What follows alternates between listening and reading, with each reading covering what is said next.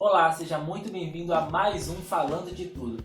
Eu sou Eric Miranda e você já pode me seguir nas redes sociais que estão aparecendo aqui na tela. Bom, antes da gente começar o vídeo, eu acho que é importante eu dar umas explicações para vocês. Quando eu voltei com o canal, em março, eu tinha um projeto de agora eu vou retomar o canal, vou estar produzindo conteúdo, vou estar, enfim, fazendo vídeos de fato todas as semanas. Pouco tempo depois que eu lancei o último vídeo, que foi sobre o Teca na TV, eu tive um problema com o meu notebook, ele parou de funcionar.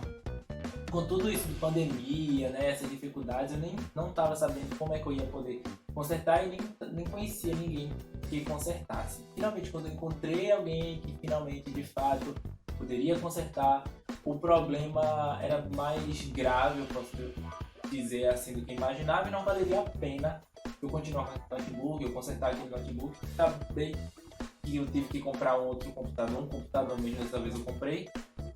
E aí, quando isso foi no começo de junho, eu comprei esse computador, que esse computador chegou, eu comprei no final de maio.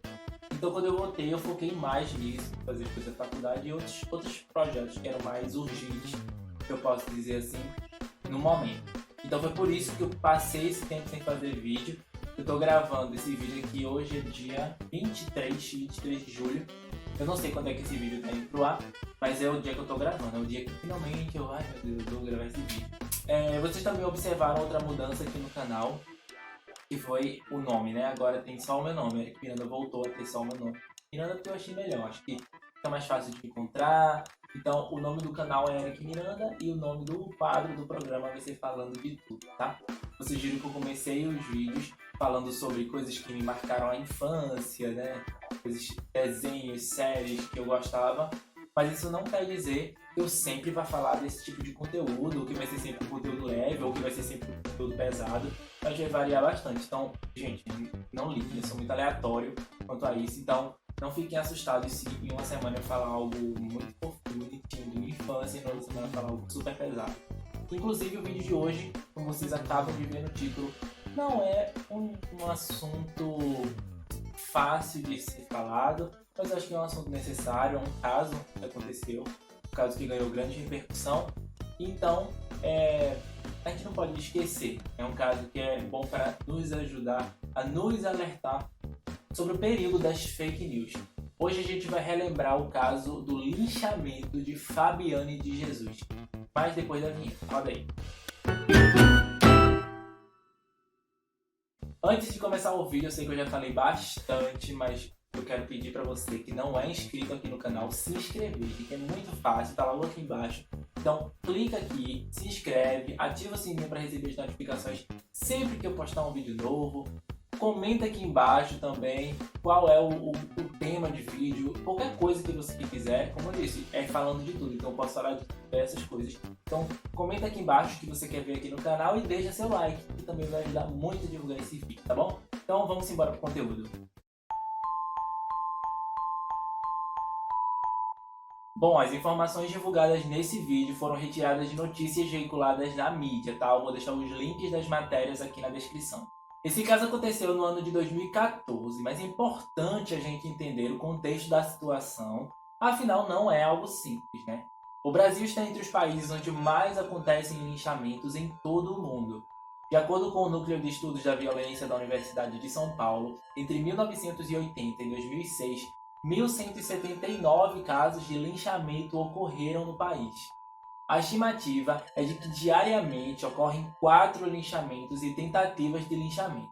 Detalhe que existe ainda uma espécie de padrão de vítimas que se assemelha bastante ao das vítimas de homicídio, onde cerca de 95% delas são homens com idades entre 15 e 30 anos. No geral, tanto essas vítimas quanto seus algozes são pobres, habitantes de regiões carentes e periféricas, tanto em cidades grandes quanto pequenas, onde o Estado é pouco presente. Falando agora do crime em questão, ele aconteceu na cidade do Guarujá, em São Paulo.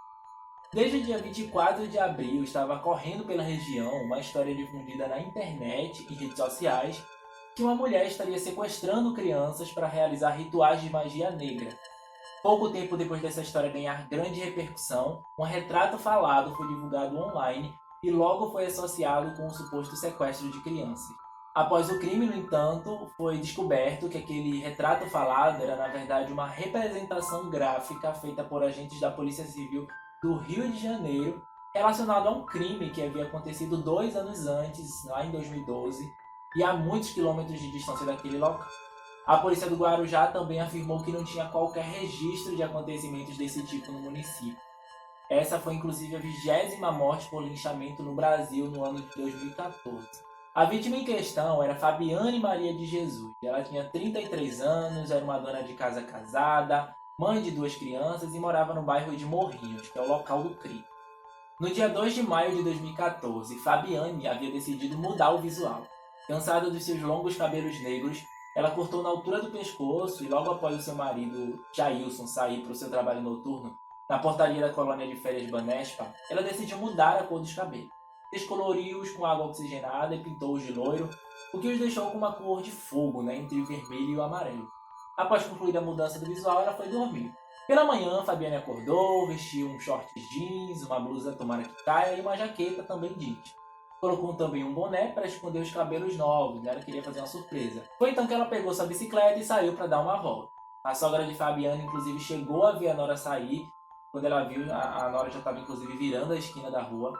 Por volta do meio-dia, Fabiane já havia passado na casa de uma prima e pedalado pela praia, quando decidiu ir ao trabalho do marido para mostrar os cabelos novos. Ao chegar lá, no entanto, Jailson havia acabado de sair do serviço. Voltando um pouco no tempo, lá no dia do primeiro alerta sobre a suposta sequestradora, uma usuária do Facebook fez um post dizendo que a tal mulher havia sido vista na Maré Mansa, que é um bairro ali perto. No dia 25 de abril, a página Guarujá Alerta informou que uma mulher estaria raptando crianças para realizar magia negra, acrescentando que a mulher estaria atuando na região de Praia de Pernambuco, Maré Mansa, Vila Rã e Areião, que são localidades próximas a Morrinhos. O aviso dessa página gerou inúmeras reações de raiva, medo e ameaça por parte dos usuários do Facebook.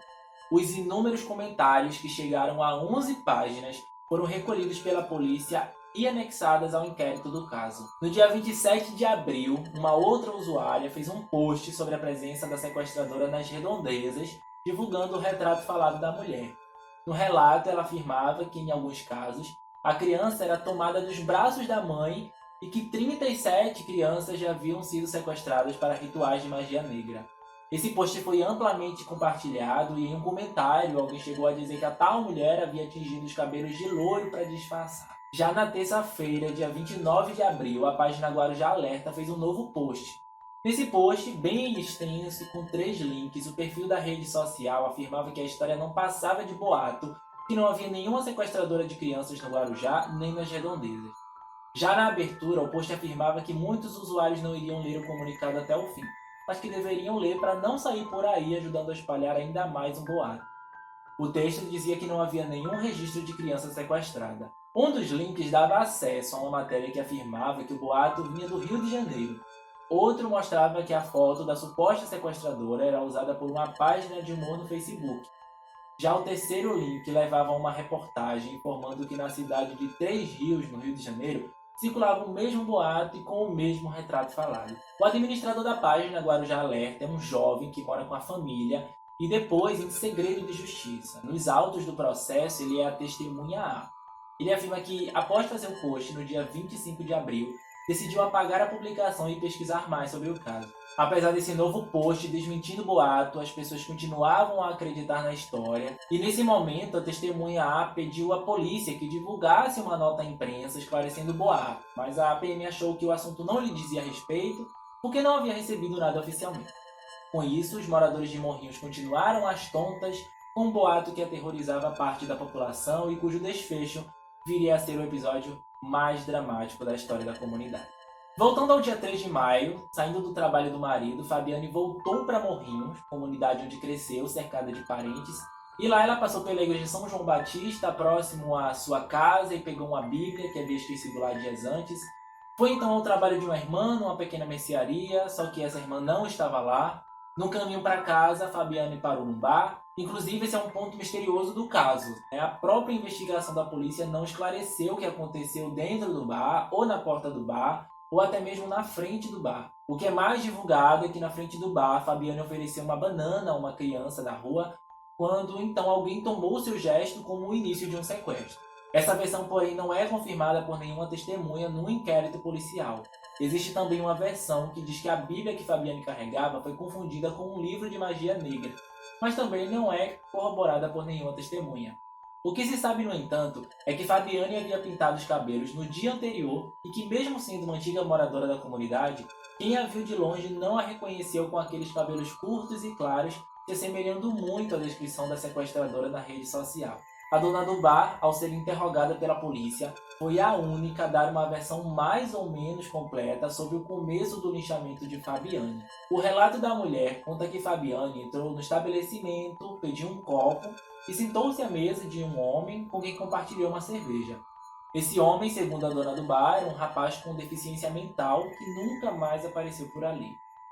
Jailson, o esposo de Fabiane, porém, afirma que a mulher não tinha o hábito de beber e que evitava o álcool desde que começou a tomar remédios para controlar uma crise de transtorno bipolar.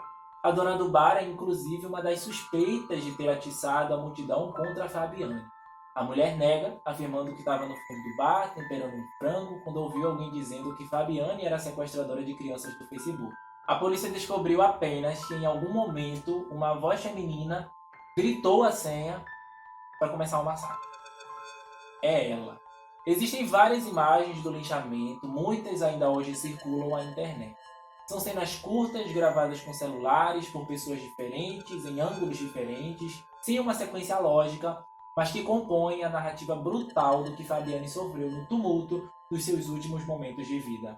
Nos vídeos, Fabiane aparece com o rosto banhado de sangue, é carregada por pés e mãos, seguida por uma multidão que grita, xinga, berra, clamam por sua morte. Aparece ainda de bruços com o rosto enterrado no chão, um dos agressores bate com o pneu de uma bicicleta em sua cabeça, Fabiane ainda é arrastada com um fio elétrico preso no pulso, enquanto seu corpo vai rasgando o chão de terra. Ao final, seu corpo é lançado em um colchão no lixo e Fabiane leva uma paulada na cabeça. Testemunhas contam que até crianças portavam facas e pedaços de madeira a fim de agredir a mulher. Entre 2h26 e 2h54 da tarde, a polícia recebeu 11 telefonemas de 11 números diferentes denunciando o lixamento e pedindo socorro. Ao chegar no local, a polícia foi impedida de socorrer Fabiane, o que só aconteceu com a chegada da imprensa. No fim da tarde daquele dia, Fabiane foi levada ao Hospital Santa Amaro, no Guarujá, onde ficou na UTI, em estado gravíssimo. O corpo de Fabiane tinha escoriações nos joelhos, coxa direita, ombro direito, antebraço direito e nariz, e ferimentos cortocontusos no frontal esquerdo, parietal esquerdo e lateral do lado. Foi observado ainda que o crânio foi quebrado e houve sangramento dentro da cabeça, além de sangramento no lado esquerdo do tórax. Após resistir por 36 horas, Fabiane morreu na manhã de 5 de maio. A causa da morte foi traumatismo crânioencefálico e fratura de crânio. Se tivesse sobrevivido, poderia ficar com sequelas graves e permanentes. Seu corpo, dentro de um caixão branco e cor-de-rosa, está na última gaveta do cemitério Jardim da Paz. A morte de Fabiane teve uma grande repercussão. Os jornais a noticiaram em toda a largura das páginas. O choque nacional se deu por conta da brutalidade do linchamento, registrado cruamente por câmeras de celulares e pelo equívoco que levou a população a linchar a pessoa errada. Fabiane era uma pessoa pacata, dona de casa, casada, religiosa, mãe de 2 filhas. Se a multidão tivesse linchado a pessoa certa, talvez o crime tivesse sumido sob o mesmo silêncio que cobre a maioria dos linchamentos que ocorrem no país. Um mês após o crime, a Polícia Civil pediu a prisão preventiva de 5 acusados. Valmir Dias Barbosa, de 48 anos, acusado de bater com uma tora de madeira na cabeça da vítima. Lucas Rogério Fabrício Lopes, auxiliar de serviços gerais, que bateu com um pneu de bicicleta na cabeça de Fabiane. O pintor Carlos Alex Oliveira de Jesus. Jair Batista dos Santos, acusado de ter empurrado o corpo de Fabiane em um mangue.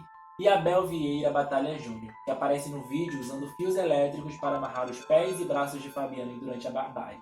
Em 2016, o Lucas Rogério foi condenado a 30 anos de prisão pelo crime e a pagar uma indenização de R$550 mil à família de Fabiane.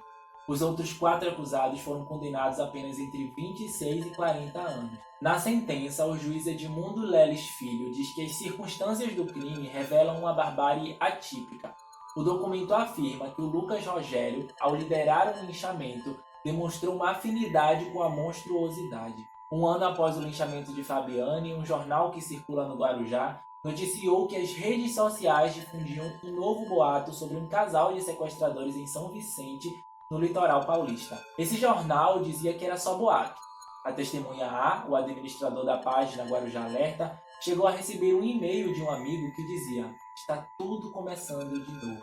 A testemunha A não foi indiciada, fechou a página do Guarujá Alerta, perdeu o emprego, escondeu-se com medo de agressões e até mudou de cidade por um tempo, mas voltou para o Guarujá.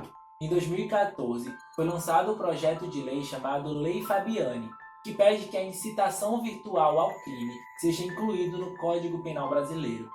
Em 2017, o projeto foi aprovado na Comissão de Constituição e Justiça, que tornou o texto mais brando e desde então aguarda para entrar na pauta de votações da Câmara dos Deputados. Se for aprovado, segue para o Senado. Esse foi o caso de hoje, um caso muito triste de uma pessoa que estava no lugar errado, na hora errada, mas que nos chama a atenção por conta de toda a barbaridade e pelas consequências que uma fake news pode criar. É importante a gente entender que, independente de ser a pessoa certa ou a pessoa errada, fazer justiça com as próprias mãos nunca resolve. Ainda que a Fabiane fosse de fato uma sequestradora de crianças, nada justifica a barbaridade que foi cometida, toda a dor, todo o sofrimento. Os vídeos estão aí na internet, eu não vou exibir aqui pra vocês, né? Também não vou colocar links. No próprio YouTube, aqui mesmo no YouTube, você consegue ver esses vídeos. É uma coisa que você fica tão angustiado de ver aquelas imagens que você não acredita que o ser humano seria capaz de fazer aquilo. Eu acho que é importante a gente relembrar para nunca esquecer os perigos que uma fake news pode trazer. Então, se vocês gostam desse tipo de conteúdo, se vocês querem que eu traga mais casos, então é só você botar aqui nos comentários que você quer que eu traga mais casos, quais casos vocês querem que eu fale, e nos próximos vídeos a gente tá aí. Lembrando que não quer dizer que semana que vem eu vou estar falando mais uma vez de algum caso criminal. Eu posso falar de qualquer outra coisa na próxima semana, eu posso voltar a falar de um caso criminal. Mais uma vez eu peço para você que não é inscrito, se inscreva aqui embaixo no canal, ative o sininho das notificações, dê o like nesse vídeo. A gente se encontra semana que vem mais falando de tudo. Fui!